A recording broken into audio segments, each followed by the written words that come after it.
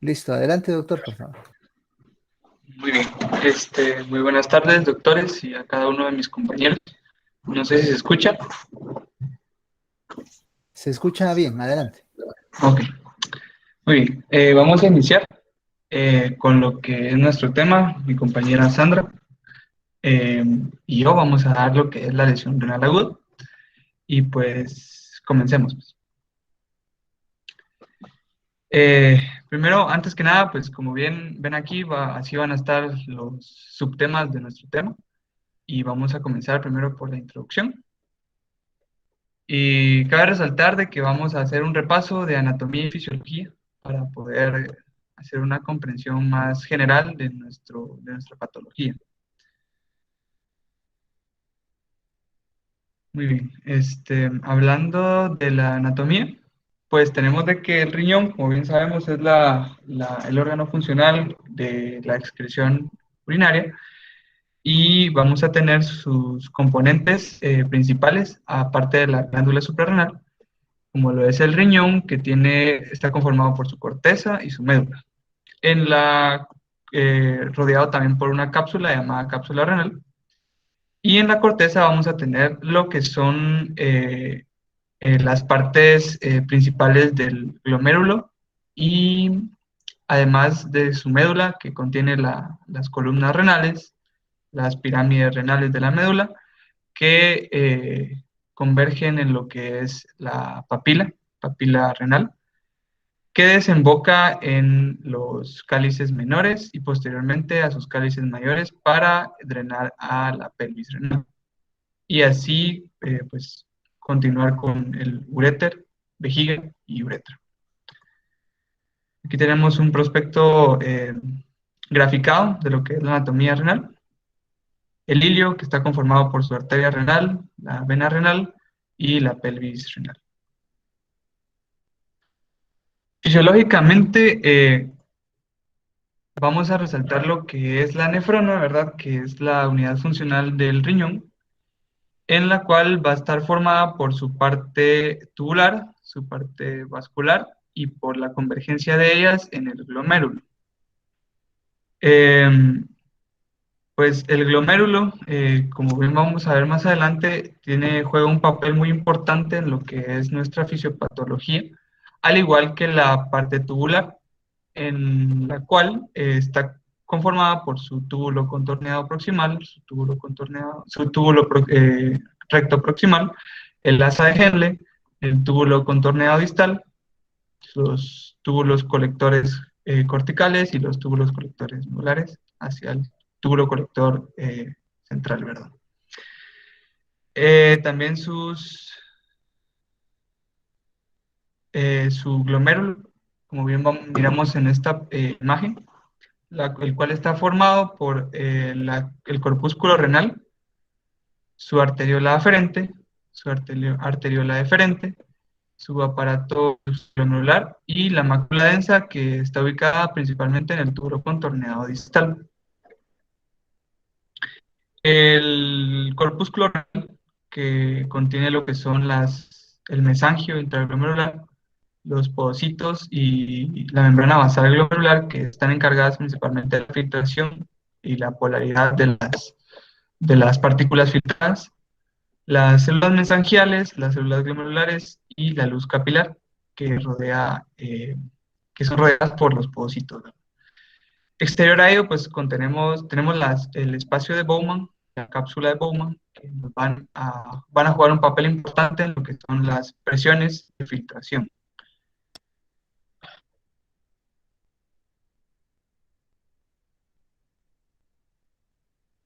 Luego les traigo como unos datos de epidemiología por parte de la revista de Sociedad Española de Nefrología actualizada sobre lo que es la lesión renal aguda en Latinoamérica, que son los datos como que más cercanos a nuestro ámbito que pude encontrar. Y pues en ella nos dicen que los datos más importantes son para ello, que la lesión renal aguda es el principal motivo de consulta en los servicios de nefrología en Latinoamérica y el Caribe, con una incidencia de 2.000 a 15.000 pacientes por millón de habitantes al año. y pues es la segunda causa de reemplazo renal, solamente proseguida de la lesión renal crónica.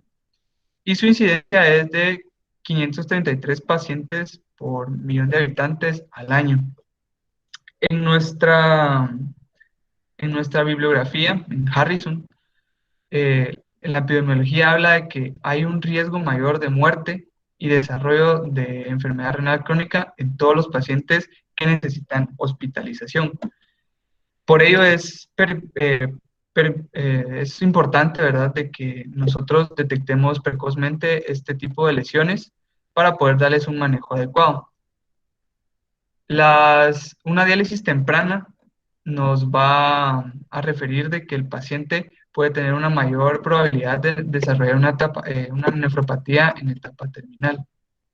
También nos habla de las causas más comunes de lesión renal aguda de manera intra y extrahospitalaria, las cuales pues son las extras. La principal causa es la hipovolemia, la cual usualmente es origen del shock hipovolémico, como bien ya hemos estudiado, y pues tenemos su división, ¿verdad?, entre hipovolemia absoluta e hipovolemia relativa, la cual la hipovolemia absoluta pues es la que nosotros podemos ver, la pérdida de volumen, como un sangrado, un vómito, diarrea, etcétera. Y la relativa pues es la que nosotros no podemos ver, es todo lo contrario, como las pérdidas al tercer espacio. Luego le sigue la insuficiencia cardíaca, los efectos adversos farmacológicos, esto más que todo por el uso indiscriminado a los propios pacientes, ¿verdad? Del uso de antiinflamatorios no esteroideos que pues a largo plazo causan una lesión renal, eh, comenzando por una lesión renal aguda y desarrollándose a una lesión renal crónica a largo plazo. Las obstrucciones de las vías urinarias es otra de las causas en estos pacientes. Y por último tenemos las neoplasias, principalmente del tracto urinario. De manera intrahospitalaria tenemos su principal causa de la septicemia. Los focos más concurrentes en las septicemias son los focos pulmonares. Yo quiero resaltar de que cuando yo pasé por el área de shock, leí muchos artículos de shock, los cuales en el shock séptico no lo diferenciaban muchos doctores de la septicemia, debido a su desarrollo agudo, ¿verdad?, en la patología del shock séptico. Esto es importante porque más adelante vamos a ver su efecto sobre nuestra patología. Las cirugías mayores, como lo son las laparotomías o una colecistectomía, o cirugías cardíacas o torácicas, pues también tienen riesgo de desarrollar lesión renal aguda por las hemorragias que conlleva la misma. La insuficiencia cardíaca y la insuficiencia hepática son otras causas, al igual que la farmacología nefrotóxica, que muchas veces está por nosotros, ¿verdad? Que hacemos un uso indiscriminado también de los fármacos, que va a tomar un poco más de auge en la lesión prerrenal. Y vamos a ver más adelante por qué.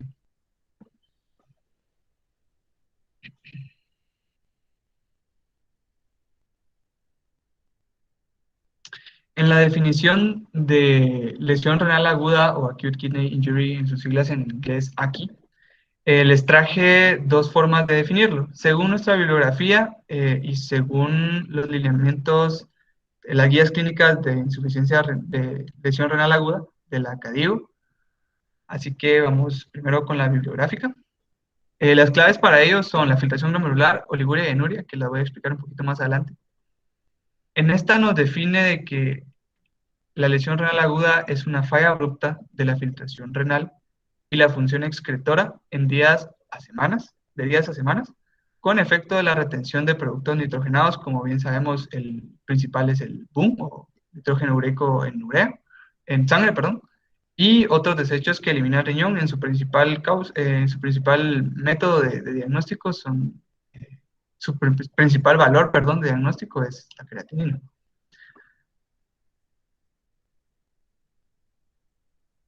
Bueno, solo para hacer énfasis, ¿verdad?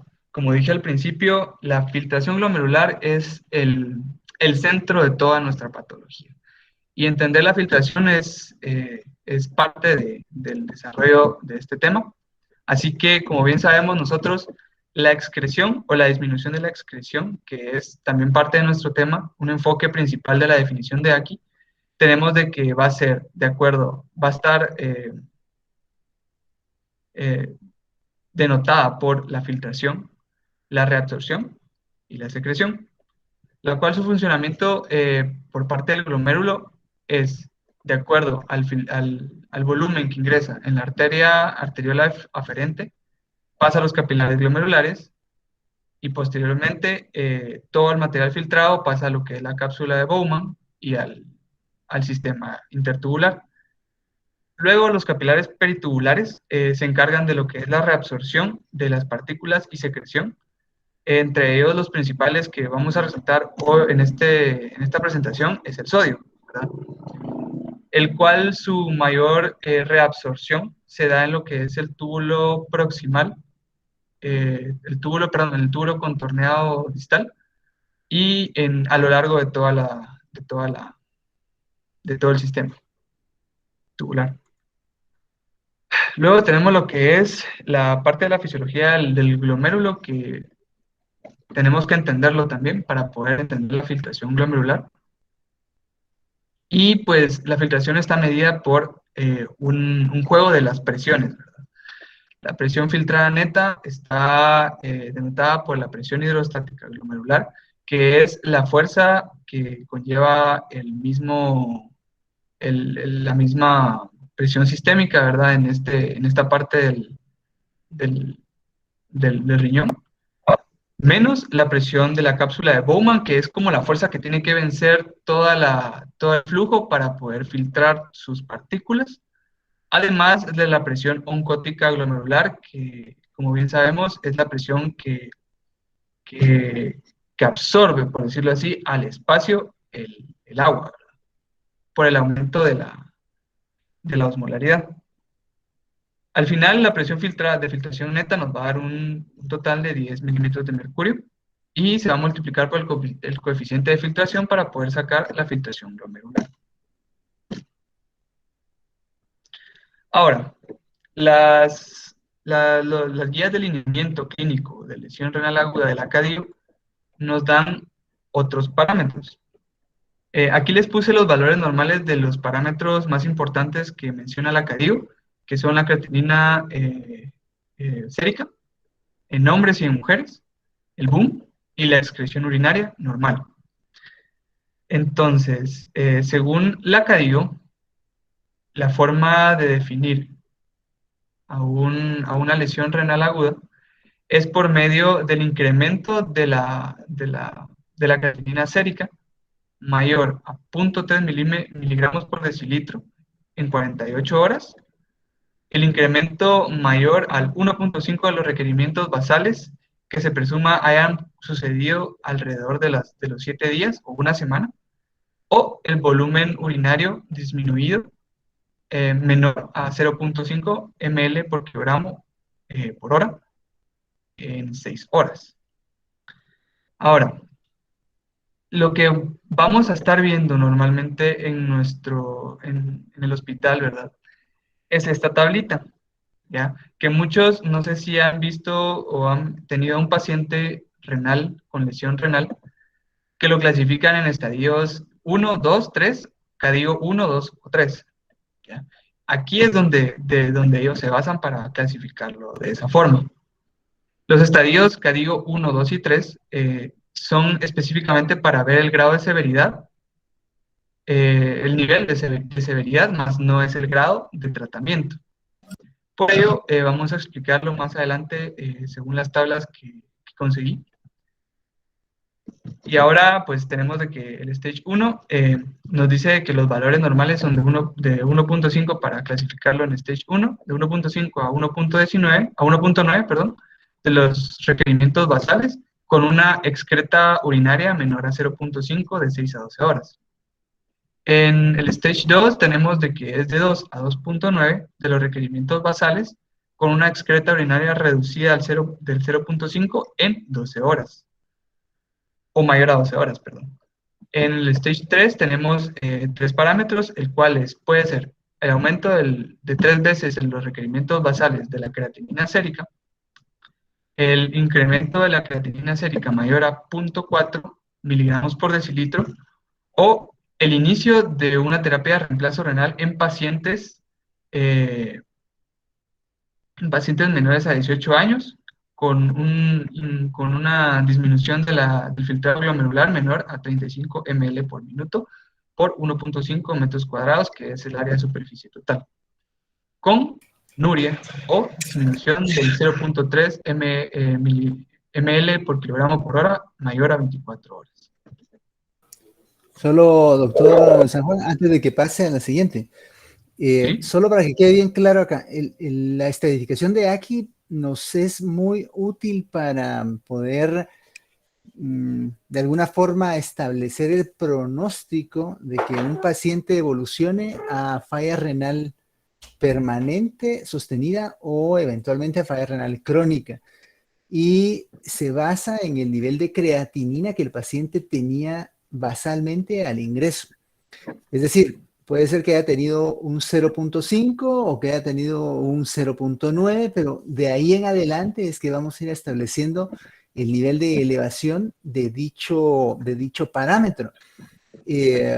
Aquí en el estadio 1, como usted bien dice, puede ser que el paciente incremente 1.5 veces el nivel basal de creatinina. Eso quiere decir, por ejemplo, que un paciente ingresa con 0.5, pero ya sube a 1.1, 1.2, aunque todavía uno considerase que puede estar en un rango normal de creatinina, ya es una señal de que el riñón del paciente está sufriendo.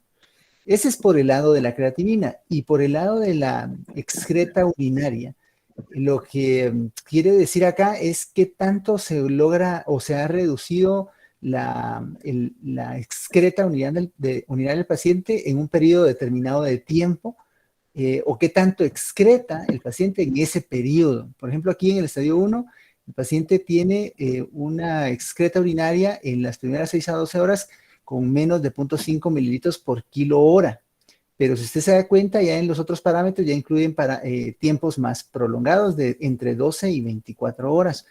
En la medida que el paciente va alterando estos parámetros, uno logra establecer qué tan seria es la afección de la función renal del paciente, sobre todo en el término agudo, para establecer también, pues no solo las medidas que uno deba adoptar, sino el pronóstico de recuperación de la función renal de ese paciente. Gracias, doctor. Continuemos. Sí, exactamente, doctor. Eso es lo que significaba. Siempre y cuando, ¿verdad? Perdón, doctor, disculpe, solo aprovechando, perdón, doctor, disculpe, solo aprovechando ahorita que el doctor Moreira hizo su comentario, aclarar también que cuando hablamos que un paciente excreta menos de 0.5 cc por hora, ese término se define como oliguria. Entonces, un paciente que ya está oligúrico, y que es lo de la clasificación 1 y 2, solo que varía en el tiempo, cuánto tiempo ha estado oligúrico su paciente. Y cuando ya hablamos del estadio 3, que es de 0.3 cc para abajo, ya estamos hablando de que el paciente está prácticamente anúrico, para que tomemos esos términos en cuenta. La oliguria y la anuria nos definen la falla renal aguda. Gracias, doctor. Ok, doctor, muchas gracias. Bueno, prosiguiendo, ¿verdad? Como bien mencionaron los doctores, nuestros estadios van a estar determinados por la excreta urinaria y la creatinina sérica.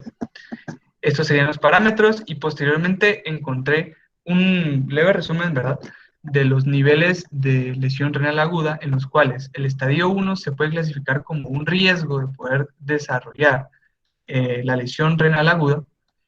El estadio 2 se clasifica ya como una injuria o el daño pertinente al parénquima renal. Y el estadio 3 pues ya se clasifica como una falla, ¿verdad?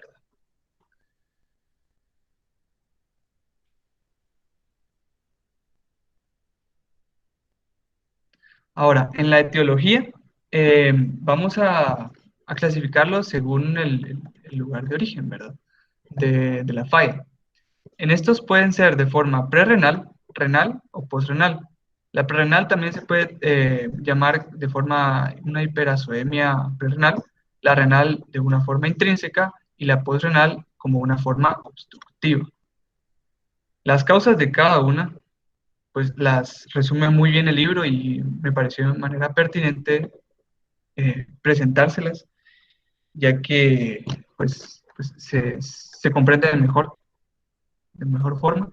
Y es de que la lesión prerrenal, su etiología principal es la disminución del volumen circulante eficaz, ¿verdad? O una hipovolemia, como ya expliqué anteriormente, y una pérdida de la eficiencia de autorregulación. Puede estar añadida a la disminución del volumen circulante o solo puede estar la disminución del volumen circulante, ¿verdad? Esto va a depender mucho de cómo sea el manejo por parte de nosotros en el momento de la intervención. En la etiología de la lesión renal aguda intrínseca, podemos ver de que se divide en los tres componentes de la nefrona, ¿verdad? Que es el glomérulo, el túbulo e intersticio y pues la vasculatura propia. La principal causa de la lesión intrínseca glomerular puede ser por una glomerulonefritis aguda. Ahora, la vascular puede ser determinada por una vasculitis o por una hipertensión maligna que el paciente pues ya haya venido con antecedentes de hipertensión o sería urgencia hipertensiva, no, emergencia hipertensiva, perdón. O también puede ser por una púrpura trombocitopénica trombótica o un síndrome de hemólisis urémica, de urémico hemolítico, perdón. Ahora, las formas en las que puede afectar a los túbulos pueden ser de tres. La mayoría de ellas siempre van a estar encerradas en lo que es la isquemia, ¿verdad? Que es normalmente el desarrollo de una hiperazoemia prerrenal maltratada que posteriormente desarrolló una lesión renal de forma isquémica debido a la disminución de oxígeno en el parénquima renal. Otra de las razones puede ser por medio de una septicemia, ¿verdad? Y como bien sabemos, cuando exacerba la septicemia y nos provoca un shock séptico, va a haber una vasodilatación y va a haber una disminución de la perfusión tisular. Y como bien sabemos, el riñón abarca el 20% del gasto cardíaco, va a tener, aparte de eso, ciertos lugares de susceptibilidad a isquemia, como lo es el túbulo de la nefrona. Otra de las causas puede ser también por las nefrotoxinas. En estas se pueden dividir entre exógenas y endógenas. En las exógenas, pues tenemos, como bien sabemos, los contrastes yodados, los aminoglucósidos, el cisplatino, que es uno de los fármacos que se utilizan en quimioterapia, la anfotericina B, que es un antifúngico, y los inhibidores de la bomba, de sodio-potasio. Sí. También los AINES, que son otras de las nefrotoxinas. Más adelante vamos a ver el por qué que juegan un rol importante los AINES, más que todo en el uso de analgésicos en una lesión renal prerrenal. Y por último tenemos lo que son las nefrotoxinas endógenas, ¿verdad? Como la hemólisis, la rhabdomiólisis. La hemólisis se puede dar también por el síndrome urémico hemolítico o por algún tipo de anemia, ¿verdad? Hemolítica. La rhabdomiólisis, que se da normalmente cuando se libera la mioglobina, la cual es tóxica para el riñón, en mielomas y en cristales intratubulares, usualmente por uremia, ¿verdad? Entre las causas postrenales tenemos la obstrucción del cuello vesical, la obstrucción pélvico-ureteral bilateral, que suelen ser muy poco comunes cuando son por causas de litos renales, o la obstrucción unilateral de un riñón solitario funcional en pacientes monorrenales.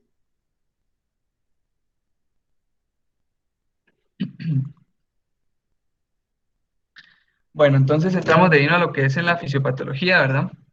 Cabe resaltar que en la fisiopatología la filtración glomerular y sus relaciones con las sustancias depurables van a jugar un papel muy importante, además del sistema de contrarregulación de la filtración glomerular, que muchas veces cuando tenemos una lesión prerrenal falla y nos lleva a una lesión renal por medio de necrosis tubular aguda. Y también el sistema de la nefrona, que ya he explicado con anterioridad, además de los agentes causales, ¿verdad? Que es la etiología que expliqué hace un momento. De la forma en que comprendí con mayor exactitud el tipo de patología de la filtración glomerular, que como bien dije es la disminución de ella en una lesión renal aguda, fue por medio de este esquema, que lo vamos a encontrar en Goitom. Como bien sabemos, nosotros cuando hay un sistema de contrarregulación, va a ser primero por un agente causal. En este caso, pues aquí nos grafican que cuando hay una disminución de la presión arterial, va a haber una disminución de la presión hidrostática glomerular, que ya habíamos dicho que era de 10 milímetros de mercurio. Y por ende va a haber una disminución de la filtración glomerular que va a conllevar a una disminución del sodio en el aparato tubular.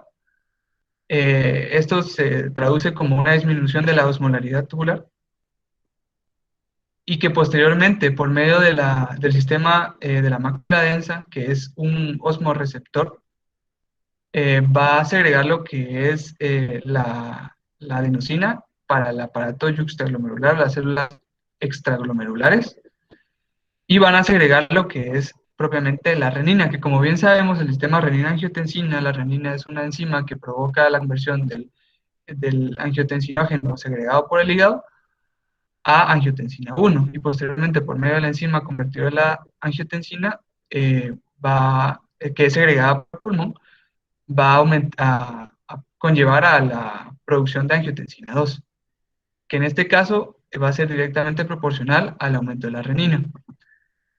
Luego de eso, cuando aumenta la angiotensina 2, va a haber un aumento en la resistencia arteriolar eferente. Más adelante vamos a ver cómo es que se contrarregula esta misma. Y esto pues va a llevar al aumento de la presión hidrostática glomerular. Además de aumentar la reabsorción proximal de sodio por medio de la aldosterona en el aparato tubular. Además, la mácula densa va a aumentar lo que es la producción de prostaglandinas, citromboxano y óxido nítrico, que van a aumentar la resistencia arteriolar aferente. Y esta como es la arteriola que lleva el flujo hacia el glomérulo, pues va a aumentar en su diámetro y por ende va a aumentar su flujo. Esto va a ser traducido a un aumento de la presión hidrostática glomerular. Entonces, las patologías van a estar inquiridas en este mecanismo de retroalimentación. Por ejemplo, en la lesión renal prerrenal, en la hiperazoemia prerrenal, como bien dijimos, que la principal causa va a ser la hipovolemia. Eso se traduce en una disminución posterior a la presión arterial que va a conllevar este mecanismo de acción, ¿verdad? En la falla, en la lesión renal propia, intrínseca, su principal razón va a ser la isquemia, como bien habíamos dicho. ¿Qué va a ocasionar la isquemia? La isquemia va a ocasionar una pérdida de la reabsorción tubular de sodio, y como va a disminuir la reabsorción tubular de sodio, va a conllevar a que el sistema de retroalimentación pues se inhiba, y por ende va a aumentar la resistencia, va a disminuir la resistencia arteriolar aferente, sí, no, perdón, va a disminuir la resistencia arterial eferente, perdón, y va a aumentar la resistencia arterial eferente, debido a que no hay suficiente eh, osmolaridad o sodio en el aparato tubular.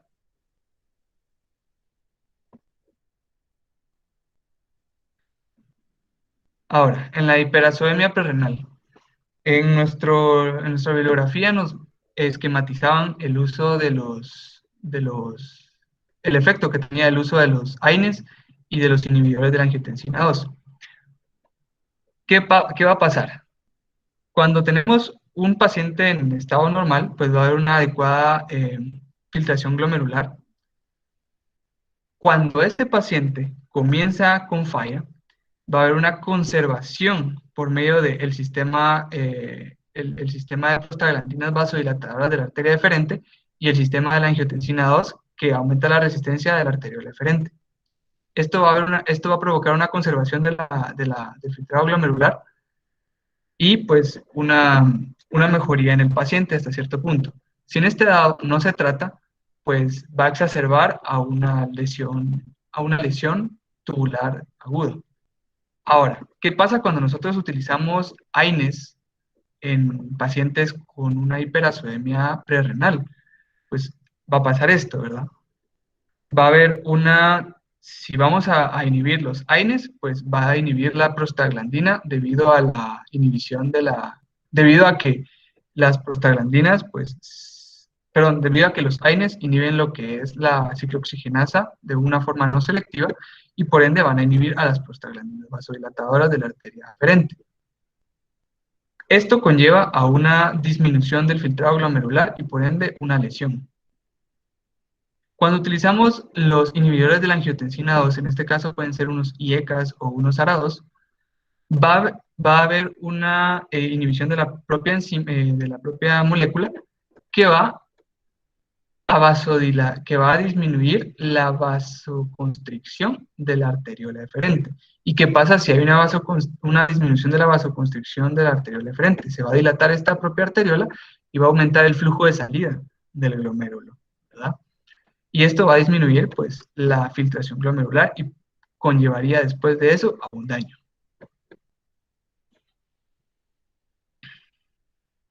Como bien vemos aquí, pues la exacerbación de ello es de la hiperacemia prerrenal y el mal uso de los AINES y antagonistas ARA2, de angiotensina 2, perdón, es la necrosis tubular aguda, provocada principalmente por la isquemia, la cual su fisiopatología es la siguiente, ¿verdad? La disminución del O2, que tiene una respuesta microvascular con vasoconstricción, en la respuesta de endotelina primariamente, y luego de eso una vasodilatación en respuesta al óxido nítrico, la prostaglandina E2, la acetilcolina y las bradicininas. Esto va a aumentar el daño estructural de las células del endotelio y el músculo de la fibra lisa del vaso, que al mismo tiempo va a aumentar la adhesión leucocitaria al endotelio y pues la reacción inflamatoria propia, ¿verdad? En la parte tubular va a haber una destrucción del citoesqueleto, una pérdida de la polaridad de la membrana basal, la cual va a provocar lo que es la proteinuria, la apoptosis y la necrosis del aparato tubular, que va a provocar lo que son los cilindros tubulares, que va a explicar mi compañera con posterioridad. La descamación de las células viables y necróticas, la obstrucción tubular propia de estos residuos necróticos y, pues, por ende, la fuga retrógrada. Pues esta es la causa de isquemia, ¿verdad?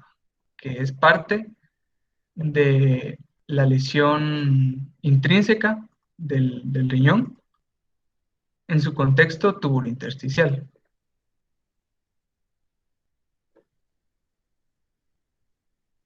Ahora, las formas en las que pueden dañar el glomérulo son por medio de la glomerulonefritis, los ateromas que pueden perjudicar un capilar glomerular, la hipertensión maligna, los antagonistas de la calcinuria, calcineurina, perdón, y la septicemia. Esto es como que un resumen muy a grosso modo, ¿verdad? de dónde es que infiere cada uno de las patologías. Ahora, continuando con la lesión postrenal, esta se va a dar principalmente por este mecanismo, ¿verdad? Las presiones intratubulares van a aumentar debido a la obstrucción y por ende la filtración glomerular va a aumentar lo que es la dilatación arteriolar en la arteriolar aferente, y va a haber una contrarregulación por medio del aumento de la osmolaridad de la mácula densa.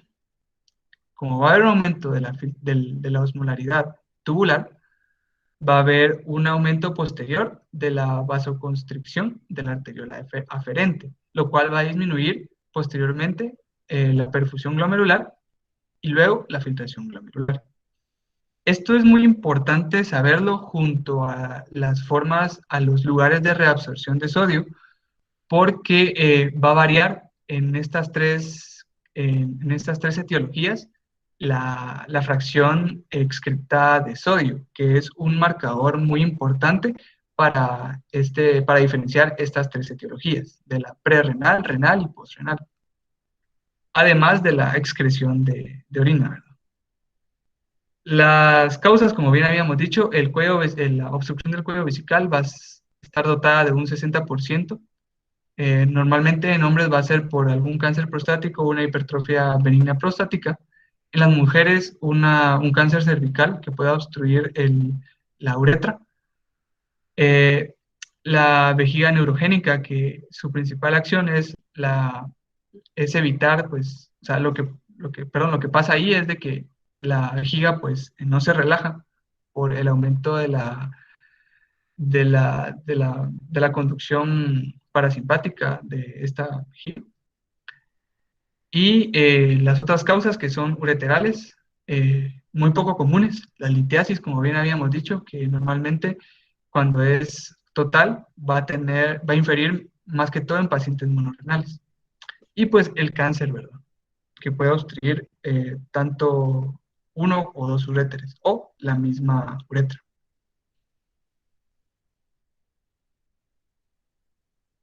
Ahora, la parte clave para nosotros es la clasificación. Según la CADIO, pues hizo una comparación entre dos escalas o dos tablas de clasificación. Entre ellas tenemos la RIFLE y la AKI, que la AKI viene siendo como la RIFLE, pero está modificada y es la que normalmente utilizan nuestros residentes para hacer la clasificación de daño renal o nivel de daño renal. No me voy a detener mucho a explicar cada uno de los parámetros de rifle. Sin embargo, el de Lucky ya lo expliqué con anterioridad, que viene siendo la misma tablita que vamos a tener más adelante. Pero en general, lo que trata de mostrarnos la escala de clasificación rifle es la evaluación del riesgo, lesión y fracaso según los parámetros de la tasa de filtrado glomerular, la creatinina sérica y el volumen urinario. La CADIO nos muestra en esta edición de la guía clínica de que lo pertinente en estos casos es utilizar ambas tablas, debido a que tienen muy poca especificidad y sensibilidad si se utilizan de forma individual. Aquí tengo las fórmulas para hombre y mujer para poder sacar la tasa de filtrado glomerular, y pues estos son los parámetros. También nos muestra, nos da un parámetro de inferencia para diagnosticar una pérdida total de la función renal o un fracaso renal terminal que conlleva a una lesión renal crónica. Y pues aquí está la tabla de clasificación AKI, que como bien dijimos es una rifle modificada, y en esa es en la cual nosotros basamos el riesgo de la lesión y el fallo normalmente en el hospital. Es la clasificación CADIO 1, CADIO 2 y CADIO 3 que expliqué hace unos momentos, ¿verdad? Que es esta. Luego, después de esto de que vamos a tratar a nuestro paciente o no lo tratemos, dependiendo si el paciente acude o no, Las complicaciones normalmente van a ser estas, ¿verdad? La uremia por el aumento mayor a 100 miligramos por 100 ml del boom, que pues nos va a conllevar principalmente a los síndromes encefalopáticos, ¿verdad? Eh, la hipervolemia y la hipovolemia, que van a estar mediados principalmente por la hipovolemia, la hipervolemia por el uso indiscriminado de diuréticos, la hipovolemia por la hipervolemia, pero la hipovolemia por los mismos sangrados o ¿cómo sería? La evolución del paciente después de que comienza con los propios diuréticos, la hipervolemia debido a la obstrucción, la hiponatremia que va de la mano con la hipovolemia, la hiperfosfatemia y la hipocalcemia, que siempre van de la mano, ¿verdad? Como bien sabemos, cuando aumenta el fósforo, disminuye el calcio, ¿verdad? Por la contrarregulación del eje vitamina D, hormona paratiroidea. Y el aumento del fósforo va a ser principalmente por la catabolia, por algún tipo de patología que nos trate de rhabdomiólisis o hemólisis celular, además del síndrome de lisis tumoral. La acidosis que va a conllevar pues el aumento de la misma hiperfosfatemia o la hiperpotasemia, ¿verdad? La hiperpotasemia que también se da la exvasiación celular al momento de la hemólisis. Y esto nos puede conllevar a complicaciones graves, ¿verdad? Como la debilidad muscular y los síntomas de hiperpotasemia normales. Las hemorragias, que estas van a depender mucho de las patologías que conllevan a una lesión renal aguda. Las infecciones, que como bien vimos, la septicemia pues, es una de las principales complicaciones de esta falla, principalmente porque una nefropatía terminal disminuye lo que es la inmunidad del hospedero y lo hace más susceptible a infecciones del ambiente. Las complicaciones cardíacas, que normalmente son por los trastornos electrocitarios, principalmente la hipopotasemia y la desnutrición, que pues como bien sabemos que la aquí es un cuadro catabólico, ¿verdad? Y conlleva a una desnutrición grave a largo tiempo. Bueno, entonces seguimos con diagnóstico. En esta parte mi compañera lo va a explicar. Buenas tardes, pues yo voy a continuar con el diagnóstico. Siguiente, por favor. El cual vamos a empezar con una anamnesis y exploración física. ¿Por qué la importancia de la anamnesis y exploración física? Ya que estos pueden identificar y descartar causas de AKI. Entonces, en signos y síntomas, vamos a tener o a sospechar en una hiperazoemia prerrenal si el paciente, bueno, refiere que ha ingerido insuficientes líquidos o por una pérdida de estos, ya sea mediante vómitos, diarrea. Pues como mi compañero les explicó cuando habló de hiperazoemia prerrenal, pues cómo afectan los fármacos o también cuando hay agotamiento volumétrico mediante taquicardia o se cae las mucosas, pues vamos a sospechar en una hiperazoemia prerrenal. Ahora, detección de signos de uremia grave. Si el paciente presenta astenia, letargia, vómitos, anorexia o una respiración acidótica. Luego, bueno, si el paciente refiere cólicos en el flanco que irradia a la ingle, vamos a sospechar en una obstrucción aguda de uréteres. Ahora, con respecto a los antecedentes personales, vamos a pensar en una AKI postrenal cuando el paciente tenga antecedentes de cálculos renales o hipertrofia de la próstata. Pero siempre vamos a confirmar una equipos renal mediante estudios radiológicos como una tomografía o ecografía, de los cuales hablaré más adelante. Siguiente, por favor. Ahora, con respecto a las pruebas complementarias, los vamos a dividir en 5 grupos. Para empezar, la primera, con respecto a la osmolaridad e índices de insuficiencia renal. Siguiente, por favor. Ok. Bueno, como bien sabemos, la buena función tubular es un factor muy importante para concentrar la orina. Entonces, en una hiperacemia prerrenal o aquí prerrenal, pues van a ocurrir mecanismos reguladores renales, con lo cual, pues, los túbulos no van a estar afectados y la osmolaridad urinaria va a ser mayor de 500 miliosmoles por kilogramo de peso. Sin embargo, debido a que en la aquí intrínseca están afectados túbulos e intersticio, la osmolaridad estará reducida a menos de 350 miliosmoles por kilogramo de peso. Luego, con respecto a la excreción fraccionada de sodio o FeNA, pues este es un índice de la capacidad de los riñones, especialmente los túbulos, para reabsorber el sodio previamente filtrado. Y pues aquí está la fórmula y pues va a depender principalmente por 4 factores: por la ingestión de sodio, por el volumen intravascular efectivo, por el filtrado glomerular y por la preservación de los mecanismos de reabsorción tubular.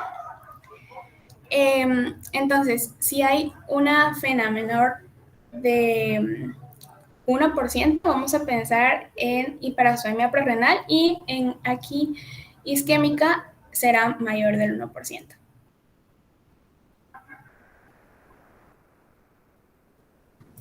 Ahora, con respecto a los hallazgos en orina, pues va a ser infrecuente que haya anuria en los estadios iniciales de la AQI. Sin embargo, habrá cuando haya shock séptico, obstrucción completa, bilateral o unilateral y vasculitis.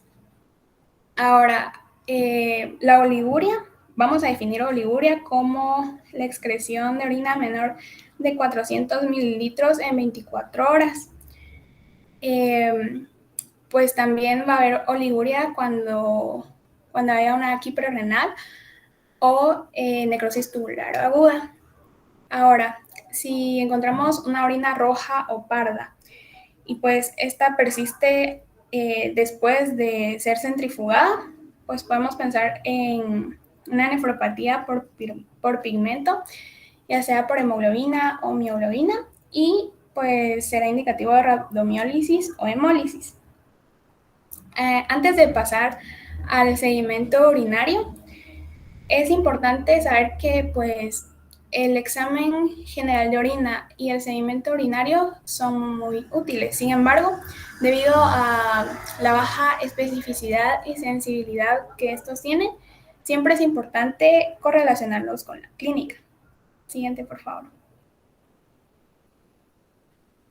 Ahora, pues aquí tenemos algunos datos de sedimento en orina. Pues en el libro podemos encontrar una figura más detallada, ¿verdad? Pero acá les voy a hablar que en la hiperacemia prerrenal vamos a encontrar cilindros hialinos. En aquí posrenal habrá hematuria y piuria. Aquí por necrosis tubular aguda habrán cilindros granulosos pigmentados, también llamados pardos terrosos, y cilindros tubulares. En la nefritis intersticial, pues vamos a encontrar eosinófilos y cilindros leucocíticos. En la nefropatía por fármacos habrá, en la nefropatía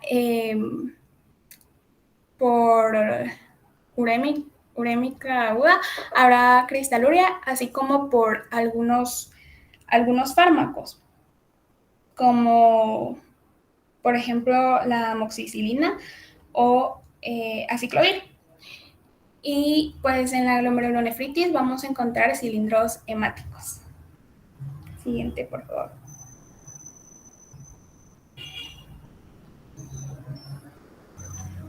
Ahora vamos a pasar a los datos de los estudios de sangre. Pues sabemos que los biomarcadores clásicos son la creatinina sérica y el BUN. Pues la creatinina sérica puede también estar aumentada por medios de contraste. Generalmente aumenta de 24 a 48 horas, alcanza un máximo a los 3 o 5 días y se resuelve a los 5 o 7 días. A diferencia de efectos de los aminoglucósidos, pues que son unas toxinas para las células epiteliales, que estos van a aumentar la creatinina, pero hasta los 3 o 5 días o incluso hasta las 2 semanas. También es frecuente en aquí que haya anemia. Sin embargo, esta no solo se va a deber por la falta de producción de los eritrocitos, sino también puede ser por hemólisis en el síndrome urémico hemolítico. Y pues ahorita vamos... y también es frecuente que en aquí haya hipercalemia, hiperfosfatemia, hipocalcemia e hiperuricemia. Ahora vamos a hablar de los biomarcadores nuevos, los cuales son KIM-1, que es la molécula 1 de lesión renal. Y pues estas principalmente van a expresarse si hay lesión tubular. Y pues van a estar presentes en isquemia o por nefrotoxinas. Entonces, estas van a estar, se van a expresar en las células de la porción proximal del túbulo, que son lesionadas por estas mismas causas, y pues permite a las células tubulares fagocitar los restos del interior de los túbulos, los restos celulares, después de una lesión renal. Ahora, el segundo biomarcador es GAL, que es siderocalina o también llamado lipocalina 2. Este biomarcador va a identificar aquí después de una inflamación y lesión renal, y pues va a estar aumentado y también se va a detectar en plasma y en orina a las 2 horas de aquí. Y por último, estos dos biomarcadores que son la proteína 7 de unión con el factor de crecimiento similar a la insulina, y el segundo que es inhibidor tisular de la metaloproteinasa 2, y pues son biomarcadores predictivos y nos van a indicar el riesgo de que se presente una AQI moderada o grave. Siguiente, por favor. Siguiente. Gracias. Ahora, en relación a los estudios de imagen, pues la ecografía renal va a ser importante para visualizar el tamaño de los riñones y una posible afectación obstructiva. La ecografía Doppler va a ser útil para la valoración del flujo y resistencias vasculares. La tomografía abdominal pues solo será útil cuando la ecografía no resulte diagnóstica. Y por último, la pielografía anterógrada o retrógrada pues nos ayudará cuando haya una alta sospecha de obstrucción. Por último, para el diagnóstico, pues es la biopsia renal. Esta permite la identificación etiológica de AQI y también es útil para valorar el pronóstico y las posibilidades de tratamiento. Pues se va a ser útil cuando no haya una causa clara de lo que ocasionó la AQI. Y pues está indicada para descartar glomerulonefritis rápidamente progresiva, vasculitis o nefropatías tubulointersticiales agudas, ya que estos diagnósticos necesitan tratamiento agresivo y pues será muy útil una biopsia renal. Sin embargo, esta presenta riesgo de hemorragia en los pacientes con trombocitopenia o coagulopatía.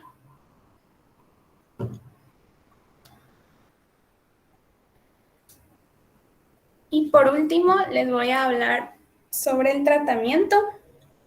Vamos a empezar definiendo los objetivos terapéuticos, que son dos. El tratamiento etiológico precoz y el soporte circulatorio y preventivo de nuevo daño renal. Para empezar con el tratamiento de la hiperacemia prerrenal. Pues acá la prioridad será corregir la hipovolemia. Es importante en todo momento vigilar la diuresis y el estado cardiopulmonar. Pues bueno, vamos a administrar soluciones isotónicas de cristaloides como solución salina al 0.9%. En casos de hipovolemia profunda. Ahora, una solución hipotónica de cristaloides como solución salina al 0.45% en hipovolemia menos grave. Hay que tener cuidado cuando se administra la solución salina al 9% porque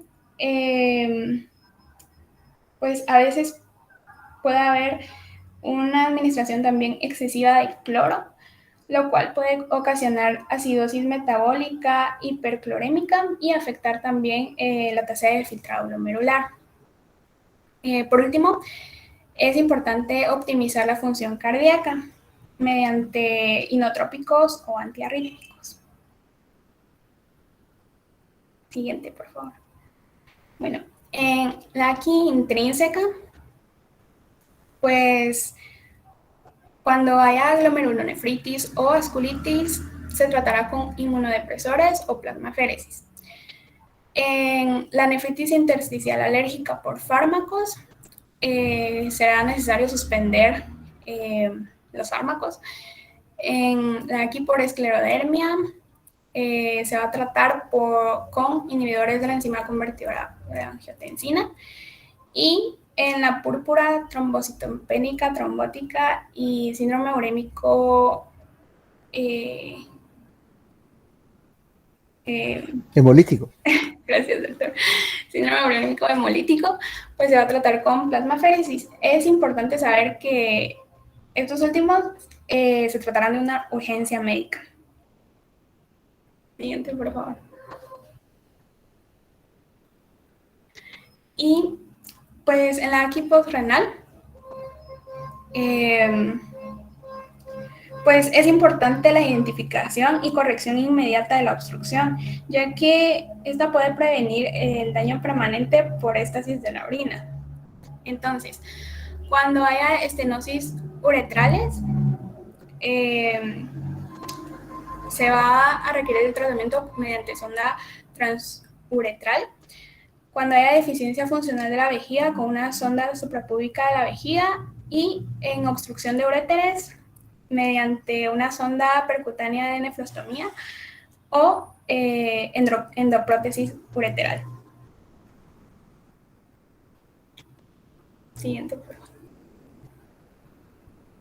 Y bueno, por último vamos a hablar sobre las indicaciones para el tratamiento de reemplazo renal en AQI, que consisten en hipercalemia mayor de 6.5 miliequivalentes por litro, acidemia con pH menor de 7, edema pulmonar y por último complicaciones urémicas como la encefalopatía, convulsiones o pericarditis urémica.